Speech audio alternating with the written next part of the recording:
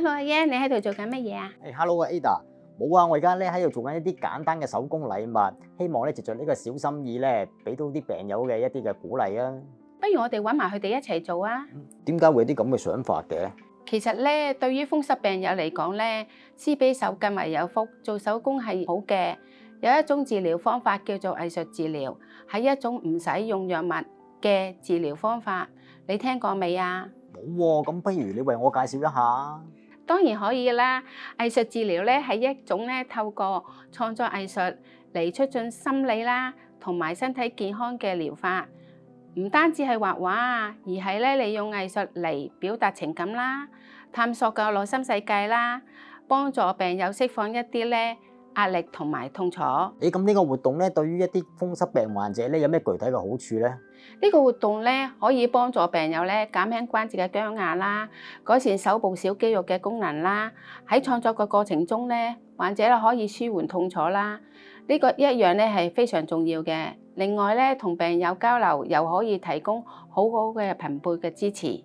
我哋自2023年推行和諧粉彩嘅課程，大約90%嘅參加者表示，和諧粉彩咧能夠有效鍛鍊手部嘅肌肉，包括簡單嘅手掌、手腕同手臂嘅拉伸，更好舒緩關節僵硬嘅情況，加強柔韌性。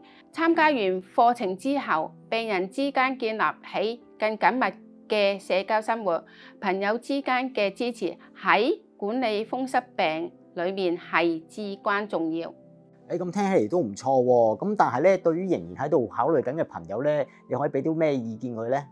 我會講咧，放下顧慮，勇敢嘗試。每個人都有自己創作嘅方式，而呢個課程咧提供咗一個安全嘅空間，俾你哋探索自己嘅藝術潛力。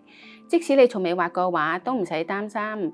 最緊要係享受呢個過程，同其他病友一齊分享嘅經驗。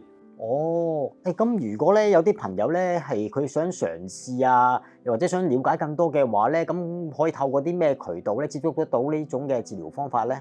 佢哋可以參加我哋為慢性風濕病人而設嘅和諧粉彩班。喺班裏邊咧，我哋會進行一啲非批判性嘅畫畫，亦會做一啲手工藝，例如杯墊啦、帆布袋啦、木製品等。唔單止可以鍛鍊手部嘅肌肉，亦可以認識新嘅朋友，多啲社交互動，對心理健康都有好大嘅益處。哇！呢種方式咧真係一個好獨特嘅治療方式啊！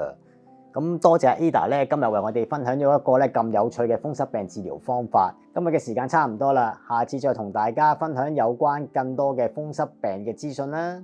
拜拜。風騷人生願你能，風雨同路結伴行。